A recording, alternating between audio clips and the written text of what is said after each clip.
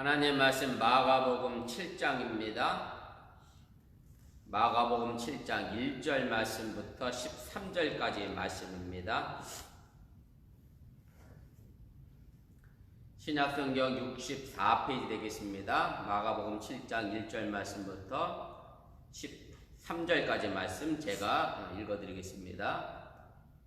바리새인들과 또 서기관 중 몇이 예루살렘에 와서 예수께 모여들었다가 그의 제자 중 몇 사람이 부정한 손 곧 씻지 아니한 손으로 떡 먹는 것을 보았더라.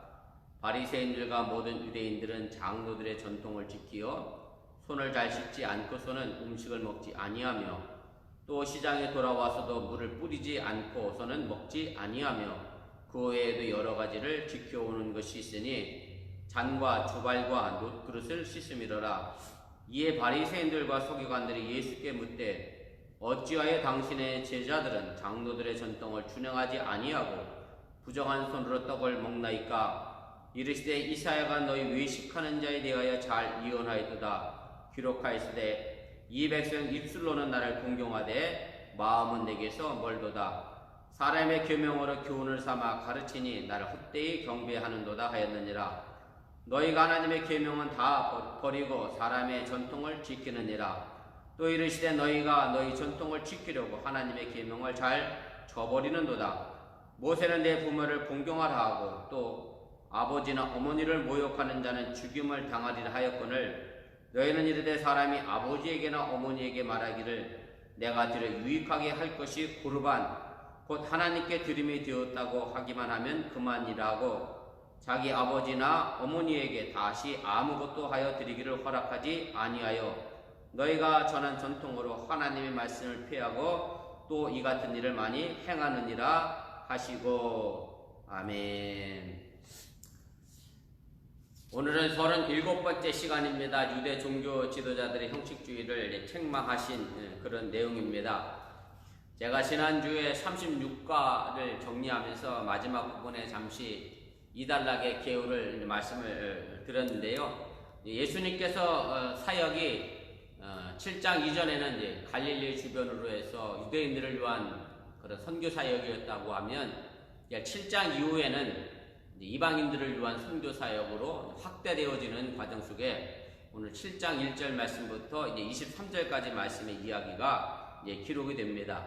결국 예수님께서는 이제 그동안 바리새인들과 서기관들이 지켜왔던 그런 전통이라고 할 수 있는데 부정한 것과 그 다음에 정한 것, 깨끗한 것이 과연 무엇인가에 대하여 다시 한번 우리에게 알려주시고 이방인들이 하나님의 백성으로서 똑같이 택함을 받아야 하고 또 그들도 구원을 받아야 한다라고 하는 전제하에 이방인들이 그렇게 부정한 것은 아니다라는 것을 이제 가르쳐 주기 위하여 오늘 이 말씀이 이제 마가복음 저자에 의하여 이곳에 편집되었다라고 하는 말씀을 제가 지난주에 드렸습니다.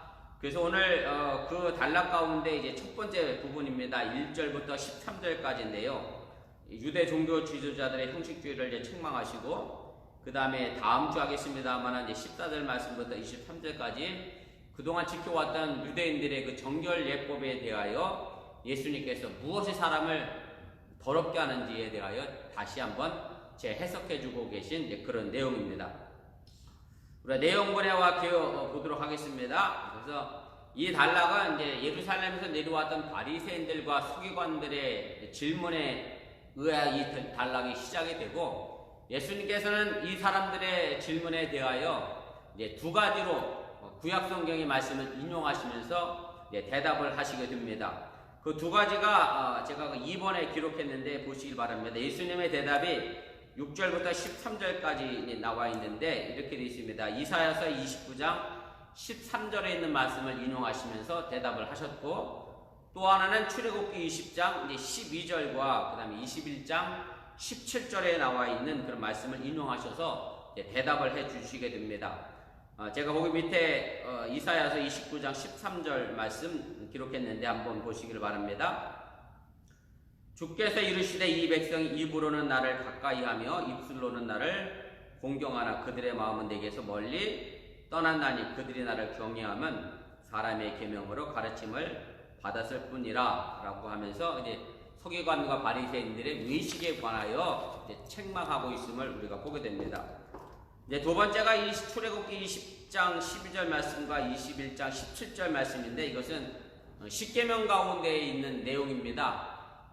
십계명 가운데에서 1번부터 4번까지는 이제 하나님에 관련된 계명이고, 그 다음에 5번부터 이제 10번까지가 사람에 관련된 계명인데, 그 사람에 대한 관련된 계명 가운데 첫째 계명이 바로 내 부모를 공경하라 라고 하는 얘기고, 그래서 자기의 아버지와 어머니를 공경하지 않는 사람은 반드시 이제 죽을 것이다 라고 하는 이제 엄한 말을 구약 성경에 이제 기록하고 있는데, 바로 이 부분을 예수님께서 인용하시면서 서기관들과 바리새인들의 질문에 대답을 해주시게 됩니다. 본문주입니다. 우리 한 절씩 읽어가면서 자세하게 각 절의 말씀을 좀 이해하고 살펴보도록 하겠습니다. 먼저 1절에 의하면 누가 예수님께 계속 적대적인 태도를 취하고 있으며 또 그들은 어디에서 온 사람들입니까? 이렇게 제가 질문을 던졌는데요. 1절 말씀 제가 읽겠습니다. 바리새인들과 또 서기관 중 몇이 예루살렘에 와서 예수께 모여들었다가 이렇게 되어 있습니다. 그래서 제가 이것은 이미 마가복음 3장에서도 한번 말씀을 드렸던 내용인데, 마가복음에서 예루살렘이라고 하는 도시는 결국 예수님을 죽이는 도시로 그렇게 표현되어져 있고, 그래서 예수님 앞에나 제자들에게 있어서 예루살렘에서 온 사람들은 항상 예수님과 적대적인 관계에 놓여져 있던 것을 이제 표현하는 그런 이제 방식입니다. 그래서 오늘 예루살렘에서 누가 내려왔느냐 하면 바로 바리새인들과 서기관들이 이제 내려왔다라고 이야기하면서, 그래서 마가복음에서 이 보수적인 교권주의자들인 바리새인과 서기관들이 예루살렘에서 내려왔다는 것 자체가 바로 예수님께 대하여 적대적인 행동을 취한 것을 이야기를 하게 됩니다. 제가 거기에 교권주의라고 하는 말을 썼습니다만은, 사실은 교권주의라고 하는 것은 좀 신학적 용어인데요. 카톨릭에서 쓰는 그런 말입니다. 다른 말로 하면 성직자주의 혹은 성직권위주의라고도 표현할 수 있는데, 결국 교황이 가지고 있었던 어떤 권위나 또 성직자들이 가지고 있었던 그 권위를 의미하는 거고, 결국 그런 권위에 대하여 반대하거나 그 권위를 거스르는 사람들이 결국은 이제 저주를 받을 것이고 벌을 받을 것이다라고 하는 그런 입장에서 설명된 것이 바로 교권주의라고 하는 그런 단어의 의미입니다. 그래서 그때 당시에 이제 예루살렘에서 내려왔던 바리새인들 서기관들은 자신들이 가지고 있었던 어떤 권위의식에 대하여 일관되게 자신들의 것을 지키려고 노력을 했고, 결국 그 결과 예수님을 적대적인 태도로 가지고 바라볼 수밖에 없었다라고 하는 얘기입니다.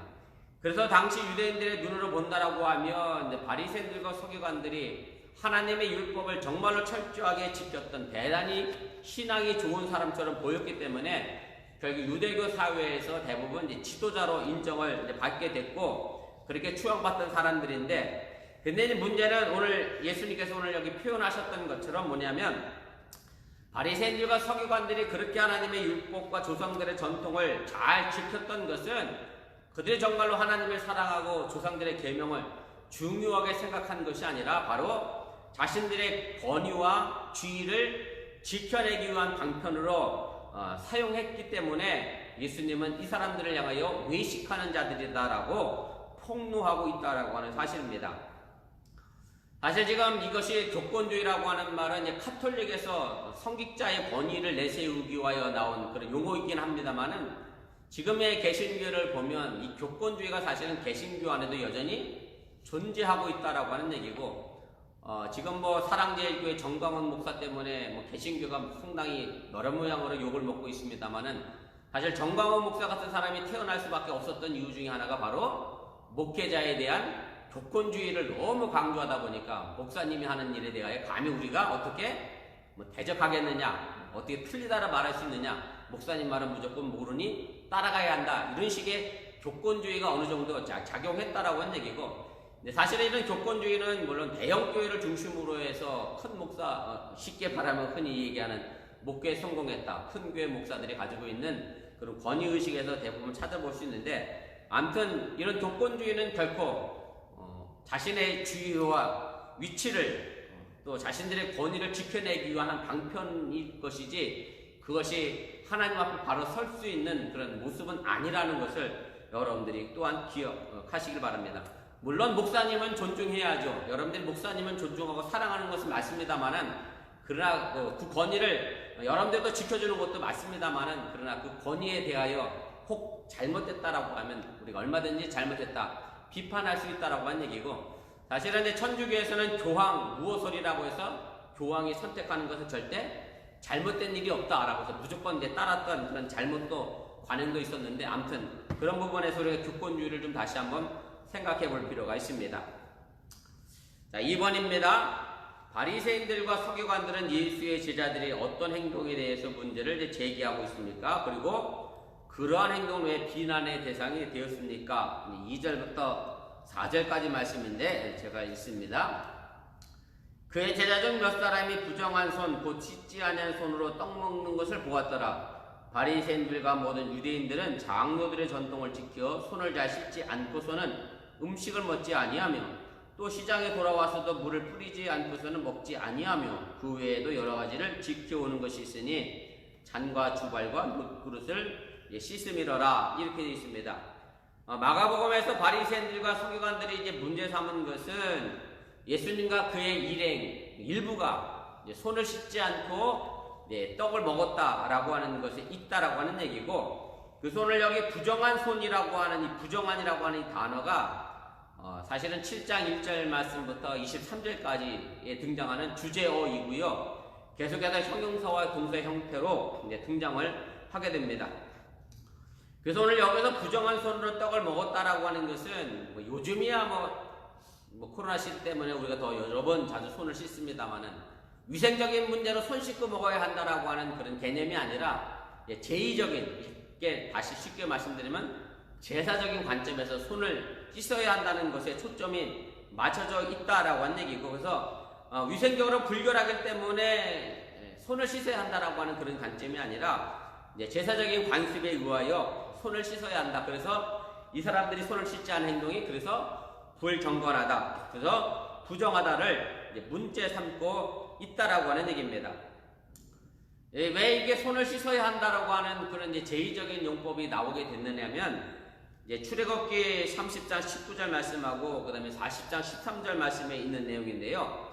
그 4번에 있는 내용인데, 제사장들이 사실은 성전에 들어갈 때마다 뭘 했느냐면 손을 씻고 들어갔습니다. 손발을 씻고 들어가서 자신들이 깨끗해진 다음에 성전에 들어가서 제사를 했고, 그래서 천주교에도 가면 여러분들 성수라고 해서 성전 입구에 손 씻는 물그릇 같은 게 있어요. 여러분 가실 기회가 되면 보시면 돼요.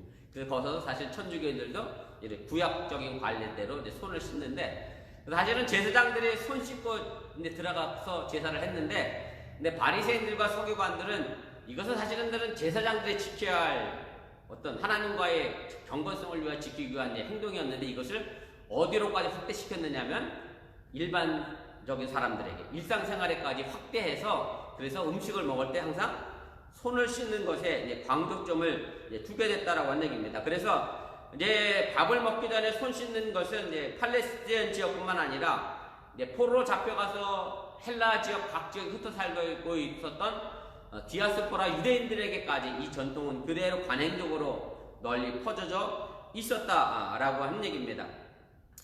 그래서 음식을 먹기 전에 손을 씻는 관습은 매일 마치 제사장이 손을 씻고 제사를 드렸던 것처럼 굉장히 중요시 여겼기 때문에 손 씻지 않고 뭔가 먹는 것은 대단하게 정죄받아야 될 그런 것으로 생각하게 됐다라고 하는 얘기입니다. 오늘 여기 나와 있는 장로들의 전통이라고 하는 것은 소위 서기관들이 말하는 구전율이라고 하는 겁니다. 쉽게 말하면 오랄 토라라고 제가 여기다 썼습니다만은 입에서 입으로 전해 내려오는 그런 율법을 가리키게 되는데, 그래서 이 구전율은 통상 몇 개가 되느냐면 제가 7번에 썼습니다만은 약 613개의 구전율의 조문이 전해지게 됩니다. 근데 이것은 왜 이런 구전율이 생기게 됐느냐 하면 이런 겁니다. 에스라 시대 이후에 성문율이라는 것, 성문율은 얘기하면 쉽게 말하면 체계문과 기록된 법이라고 하는 얘기죠. 모세가 받은 성문율이 있습니다. 그게 뭐냐면 하나님께서 직접 받은 십계명이 있습니다. 그래서 십계명은 사실은 10개밖에 없잖아요. 10개밖에 없어요. 그러니까 10개 가지고 모든 법을 다 규정하기가 사실은 어렵습니다.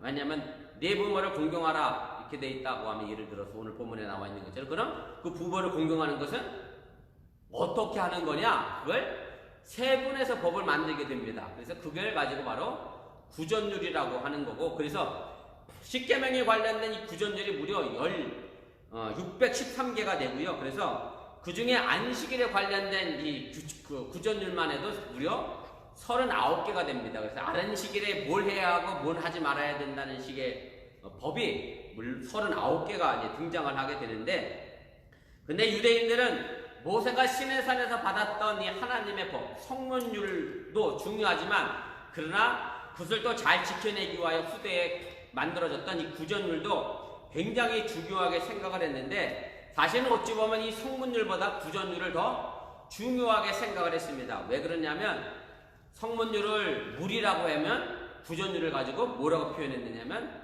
포도주와 같다라고 이야기할 정도로 성문율보다는 그 각 성문율을 세분화한 구전율을 더 중요하게 생각했다라고 하는 얘기입니다.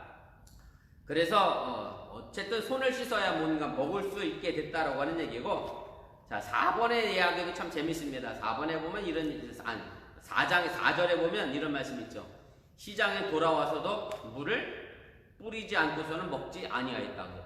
왜 시장 갔는데 갔다 돌아오면 여기는 물을 뿌리는 곳으로 되어 있습니다만은, 그 물을 뿌리지 않고의 2번이 조그맣게 붙어 있어요. 그래서 그 앞에 밑에 내려다보면 뭐라고 되어 있냐면 목욕하지 않으면 이렇게 되어 있어요. 제가 이것도 설명했습니다만은 그 10번 얘기입니다. 10번. 물을 뿌리지 않으면이라고 하는 이 헬라 원본이 번역은 우리는 물을 뿌리지 않으면으로 번역이 되어 있는데, 사실은 많은 사본에서 이 부분을 뭐라고 번역을 하고 있느냐면 목욕하지 않으면으로 번역이 되어 있어요. 그래서 사실은 물을 뿌리는 것보다는 목욕하는 것이 더 적당한 합리적인 표현이고요.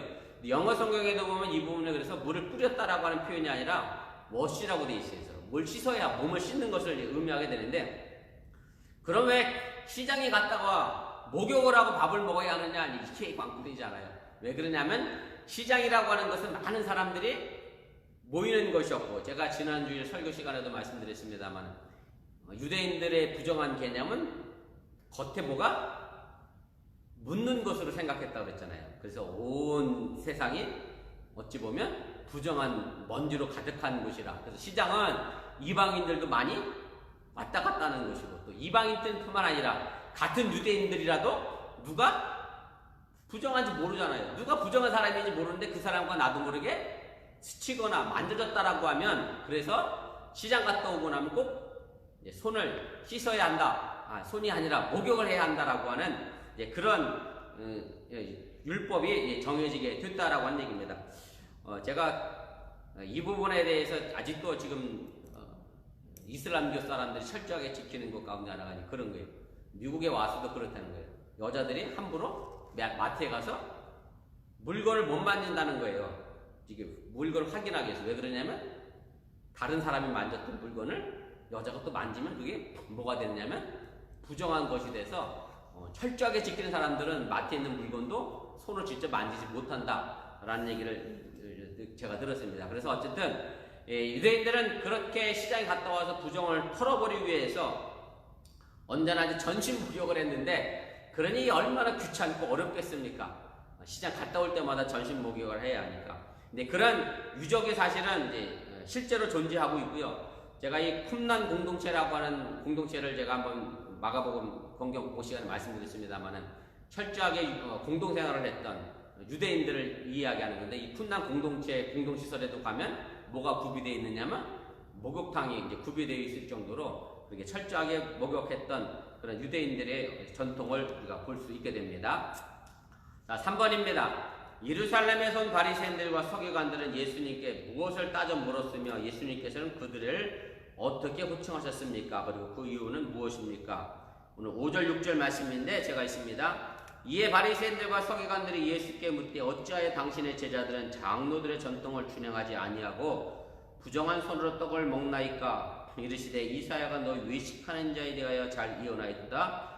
기록하였으되 이 백성 입술로는 나를 공경하되 마음은 내게서 멀도다. 그래서 본문에 이제 외식하는 자가 등장하게 되는데, 사실 마가복음에서는 외식한다라고 하는 표현이 이 본문 한 곳에 등장하게 되고요.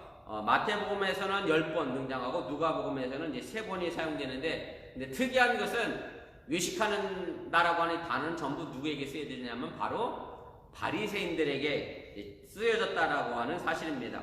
외식한다라고 하는 말로 번역된 이 히포크리테스라고 하는 말의 의미가, 원래 의미는 뭐냐면 대답하는 사람, 해석하는 사람, 혹은 무대의 배우를 이제 가리키게 됩니다. 그런데 배우는 다른 사람의 말을 흉내내는 사람이고, 또 해석하는 자는 말을 지어내는 자이기 때문에 자연스럽게 이 단어는 위선자라고 하는 말로 이제 사용되어졌고요.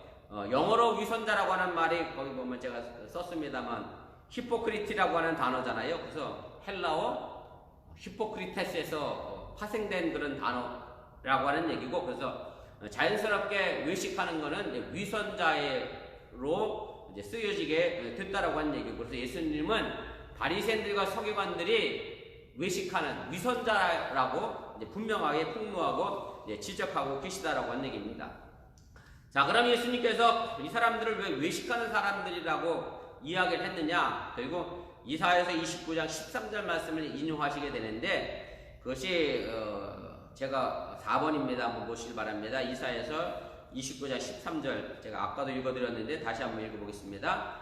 주께서 이르시되 이 백성이 입으로는 나를 가까이하며 입술로는 나를 공경하나 그들의 마음은 내게서 멀리 떠났으니 그들이 나를 경외함은 사람의 계명으로 가르침을 받았을 뿐이라. 이렇게 얘기합니다.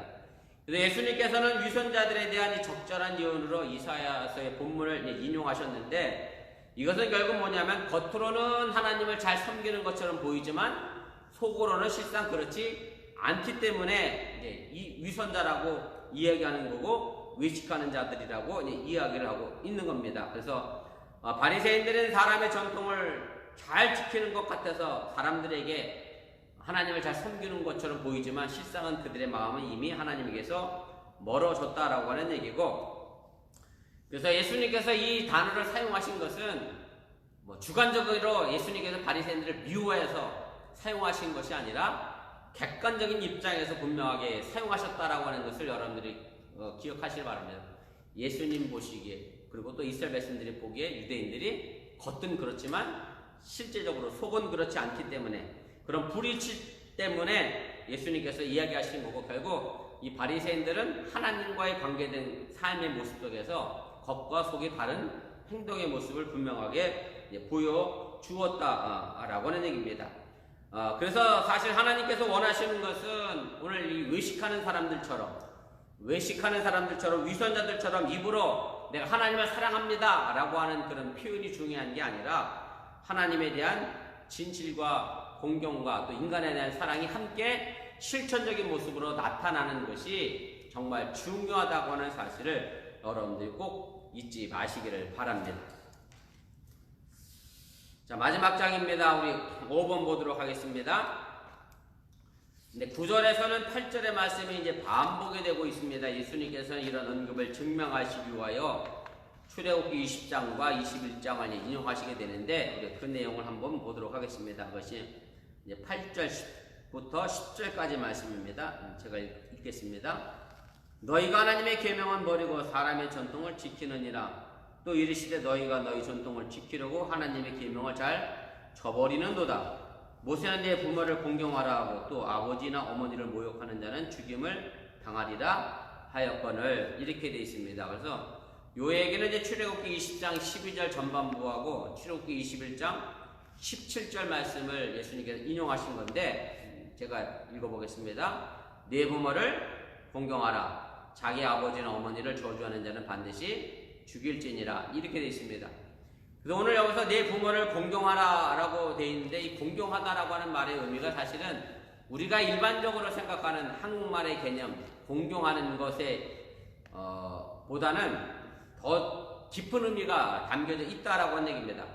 사랑과 존경을 나타내는 모든 책임을 총칭하는 것이기 때문에 공경이라고 하는 것은 단순히 내가 부모님의 말을 듣고 순종하는 것 그 이상의 의미가 담겨져 있음을 여러분들이 이해하시기를 바랍니다. 그래서 부모님에 대한 공경은 사실은 두 가지 측면에서 우리가 생각해 봐야 합니다. 하나는 부모님께 대하여 물질적인 의무도 해야 하고요. 그 다음에 물질적인 의무만 한다고 하고 마음이 없으면 안 되니까 정신적으로도 부모님 마음을 평안케 해드리는 것이 바로 부모님을 존경하는 진정한 의미의 공경이다라고 하는 얘기입니다. 세 번째입니다. 3번입니다. 그런데 내 부모를 공경하라고 함께 뭐가 예수님께서 더 첨부해서 인용하셨느냐면 아버지나 어머니를 모욕하는 자는 죽임을 당하리라 이렇게 표현한 것으로 봐서 그때뿐만이겠습니까? 지금도 마찬가지죠. 부모님께 대하여 제대로 공경하지 못하고 효도하지 못하는 사람들이 있었기 때문에 예수님께서 이제 이 부분에 대하여 말씀하시면서 그들이 하나님의 저주 아래 놓여져 있음을 분명하게 이야기를 하게 됩니다. 자, 6번입니다. 이제 부모를 업신여기며 부모를 돌보지 않는 위선자들이 자신들의 행동을 어떻게 합리화했느냐 11절 말씀인데 이렇게 되어 있습니다. 제가 있습니다. 너희는 이르되 사람이 아버지에게나 어머니에게 말하기를 내가 드려 유익하게 할 것이 고르반 하나님께 드림이 되었다고 하기만 하면 그만이니라 하고 이렇게 되어 있습니다. 고르반이라고 하는 단어는 히브리어고요. 고르반이라고 하는 단어의 의미를 굳이 지금의 말로 번역한다고 하면 드림이라고 번역하면 되고 드렸다. 이걸 영어 표현으로 얘기하면 어퍼링이라고 표현하면 되고 어퍼링은 지금의 시간에 뭐하면 헌금 아닙니까? 헌금? 하나님께 드리는 걸 우리가 헌금이라고 하고 어퍼링이라고 그렇게 표현합니다. 그래서 구체적으로 말씀드리면 바로 하나님께 드린 것을 의미하게 됩니다. 그리고 나중에 와서 이 고르반이라고 하는 말은 유대인들이 하나님께 드릴 때 맹세하는 단어로 전형적으로 쓰는 그런 맹세어가 되게 됩니다.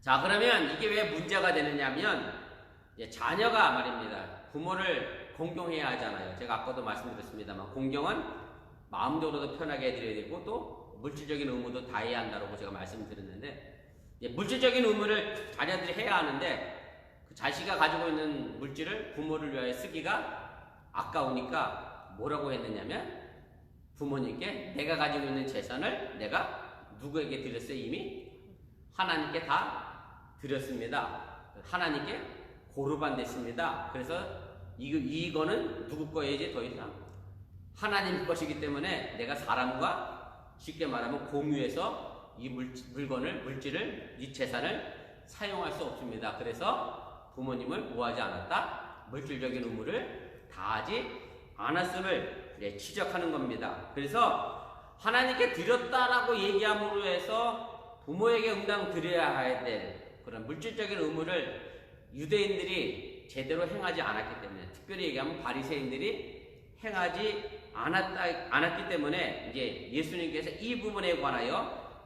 질책하고 계시다라고 하는 사실을 여러분들이 이해하시기 바랍니다. 근데 이제 문제는 뭐냐면 진짜 이 사람들이 하나님을 사랑하는 마음으로 정말 하나님께 드려서 부모를 드릴 게 없다라고 하면 상관이 없는데 속마음은 그게 아니었다라고 하는 얘기죠. 쉽게 말하면 부모에게 주는 게 아까우니까 말로만 하나님께 드렸다라고 하고 표현하고 결국 부모에게 행하지 않았기 때문에 결국 종교를 핑계 삼아서 인간적인 의무를 기피하고 윤리를 파괴하는 교활한 인간의 발상이 됐기 때문에 바로 예수님께서 이 부분에 대하여 이제 지적하고 계시다라고 하는 것을 우리가 꼭 기억할 필요가 있습니다. 그래서 사실은 우리가 신앙생활하면서 이 부분을 좀 생각해 볼 필요가 있어요. 우리가 부모님께 대하여 효도하는 것을 가지고 혹은 내가 이런 신앙적인 문제 때문에 핑계로 부모님을 효도하는 것을 등한시하고 있지는 않은가 우리가 좀 생각해 볼 필요가 있고 이것은 구체적으로 여러 가지 모양으로도 우리가 생각해 볼 수도 있습니다만은 지금 코로나 시대니까 코로나 시대에 생각해서 이런 부분도 우리가 생각해 볼 필요가 있어요. 저희가 지금 코로나 때문에 대면 예배를 못 합니다만은 그래서 대면 예배를 계실 수 있는 분들 쉽게 말하면 방역 수칙을 잘 지킬 수 있는 분들 교회 나와 예배를 드릴 수 있지만 실제로 뭐 자녀가 있는 분들은 어쩔 수 없이 교회에서 나오지 못하고 예배를 드리는데 우리 교인들은 그렇지 않다라고 하는 얘기고, 다른 교회는 교회 가기 싫으니까 뭘 핑계 삼아요? 아우 코로나가 무서워서 교회 못 가겠습니다. 이런 것도 어찌 보면 일종의 똑같이 고르반이라고 하는 말로 표현되어 줄 수 있는 핑계라고 하는 것도 우리가 좀 생각해 볼 필요가 있습니다. 그래서 정말로 내가 하나님을 사랑하는 것인가? 정말로 내가 코로나가 무서워서 교회를 안 가고 있는 건가? 우리가 이 부분에 대해서도 좀 우리가 생각해 볼 필요가 있고요. 그래서 뭐 제가 물론 방역 때문에 못 나오는 건 뭐 충분히 이해가 됩니다만, 그런데 그렇지 않음에도 불구하고 이런 핑계를 대는 뭐 신앙의 모습을 우리가 종종 발견할 수 있기 때문에 이 부분에 대해서도 우리가 좀 생각해 볼 필요가 있음을 여러분들이 또한 이해를 하시기를 바랍니다. 자, 7번입니다. 마지막입니다. 그래서 바리새인들과 서기관들이 결국 고르반 같은 유전은 결국 무엇을 헛되게 했느냐면 네 부모를 공경하라고 하는 성문율을 헛되게 한 겁니다. 제가 아까 말씀드렸죠. 모세가 신에서 받은 성문율 10개의 십계명을 잘 지켜내기 위하여 613개의 구전율을 이 바리새인들이 만들어냈는데, 서기관들이 만들어냈는데, 결국 고르반이라고 하는 것도 사실은 어디에는 없는 거예요? 십계명 속에는 안 들어있는 거거든요. 자기들이 하나님을 잘 섬기겠다고 만들어놓은 구전율 속에 나와 있는 건데, 그런데 그 구전율을 잘 지키려고 하다 보니까 결국 뭐를 어기게 됐어요? 하나님께 직접 받은 성문율, 내 부모를 공경하라고 하는 성문율을 어기는 결과를 만들어내게 됐다라고 하는 얘기입니다. 그래서 오늘 13절 말씀이 얘기가 바로 그 얘기예요. 제가 13절 말씀만 다시 읽어드릴게요. 결론 말씀인데, 너희가 전한 전통으로 하나님의 말씀을 폐하며 또 이 같은 일을 많이 행하느니라. 결국 사람이 만든 전통 때문에 하나님이 직접 준 십계명을 이 사람들이 없애는, 폐하는 결과를 만들어냈다라고 하는 얘기고, 쉽게 말하면 이제 주객이 전도된 경우라고 하는 얘기고요. 그래서 우리가 내가 가지고 있는 어떤 전통의 문제 혹은 우리가 신앙적으로 내려오는 관습의 문제로 행여 하나님의 주신 뭐랄까요, 성문율을 어기는 경우도 우리도 종종 있을 수 있다고 하는 사실을 여러분들이 꼭 기억하시길 바라고, 그래서 우리가 이 전통, 물론 우리가 교회적인 전통 무시할 수는 없습니다. 전통을 우리가 벌써 2000년 넘게 내려온 이 교회 전통 전체를 무시할 수는 없지만, 그러나 그 전통이 행여 하나님의 법을 없애거나 또 하나님의 법을 침해하는 경우가 생긴다라고 하면 전통이 중요한 게 아니라 뭐가 더 중요해요? 하나님의 말씀이 더 중요하다라고 하는 사실 또한 여러분들이 기억을 하시길 바랍니다.